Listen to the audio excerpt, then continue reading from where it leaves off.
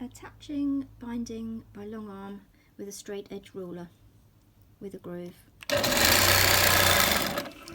I'm lining up the ruler towards the edge of the binding, and the inner edge of the groove should be just on the edge of the binding.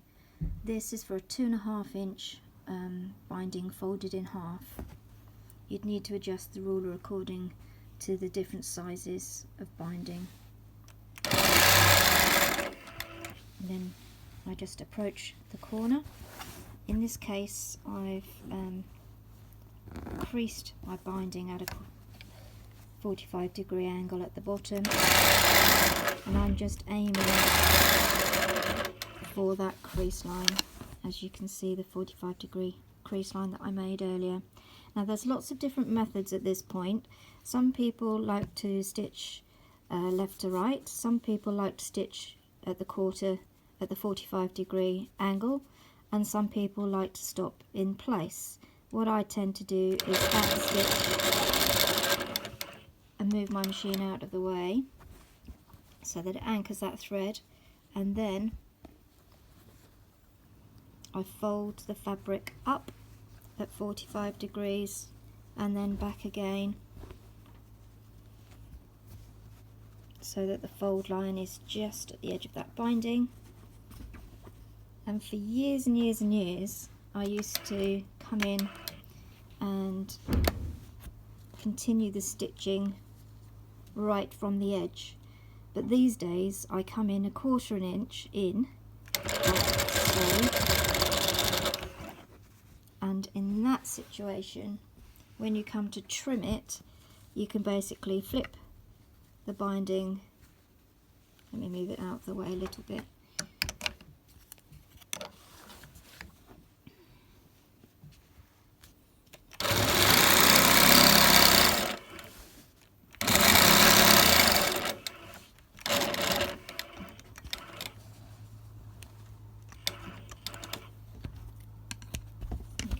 So back to the corner, you can see that if when you come to trim it, you're coming down the edge like this, sometimes you could cut over the fold line. I've done that a couple of times in my lifetime, and that's not always a good thing. But in this situation, you can literally flip the binding back when you come to trim it, and then trim without the risk of cutting into that fold. Like I said, for years and years and years I stitched right from the edge, and some people like to stitch that 45 degrees, but for ease of trimming that's my preference. So continuing back,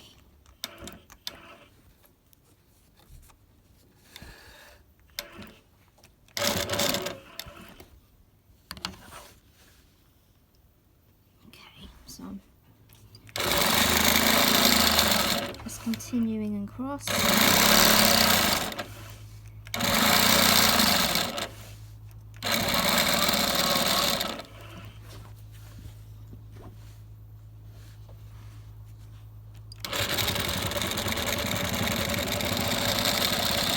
I'll go a bit slower to stop the bounce.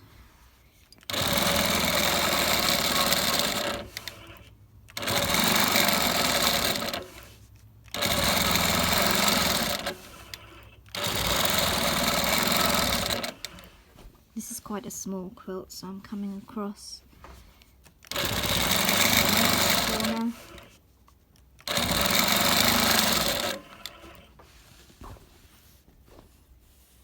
Stretching the binding across nice and flat.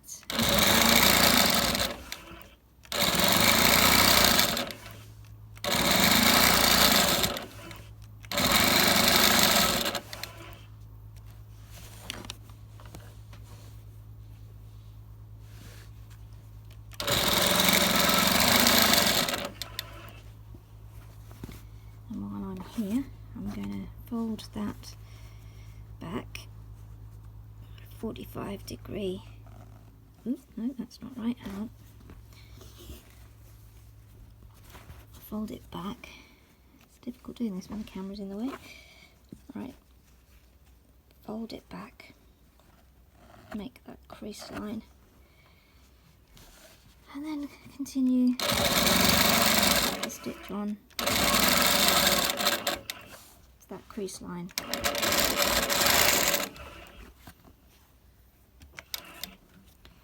Fold it back again and up.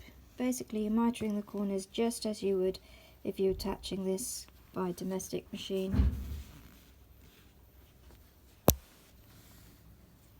And then starting a quarter inch, I'll just anchor my threads and then continue up.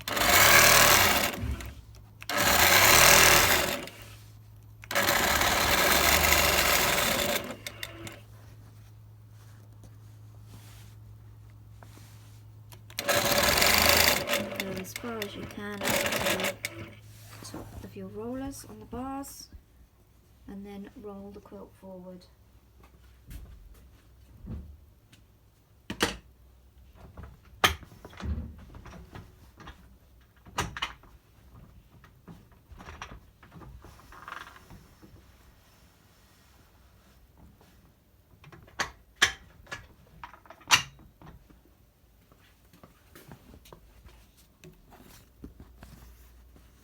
And straighten up your binding as you go. And coming back in with the ruler.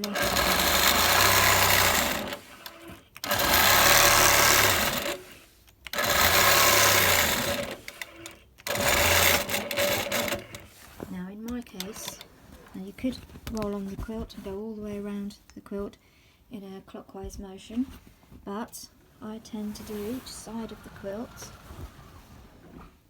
in the same roll.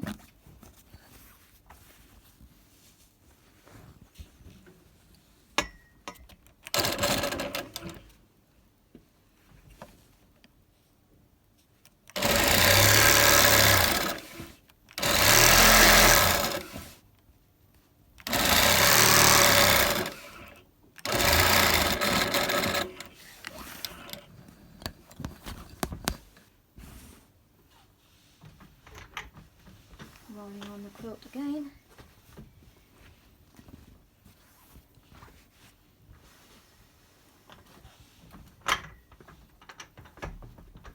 And then basically you carry on doing this until you get to the next corner. I do take it off the frame, trim it and finish off the edges on the domestic machine just like I would any other binding.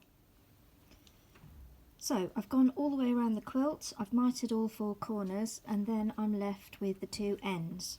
I have trimmed them at the moment, but as you can see I've got about a 10-inch gap here. I've cut one at 90 degrees about halfway within that gap, and then I bring the other one, the other end, you can see it overlaps just here, and then of the overlap I'm going to measure down 2¼ inches with my ruler, mark a blue line across. I'd normally have a longer tail than this, but I did trim it up earlier. And then what you do is just trim across that blue line with your scissors, ready to join the ends on your regular sewing machine.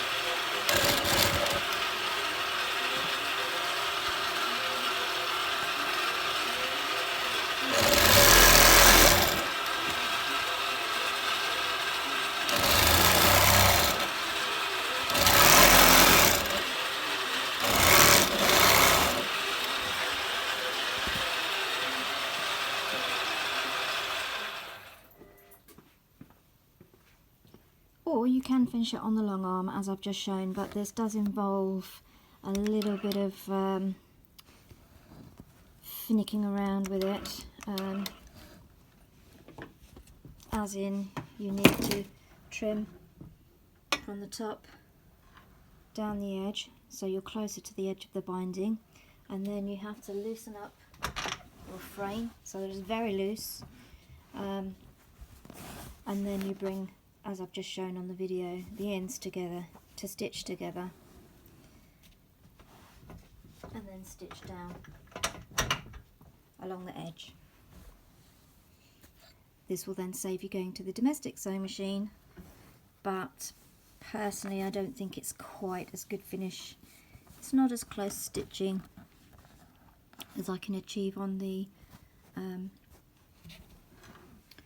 domestic sewing machine, but it's not bad.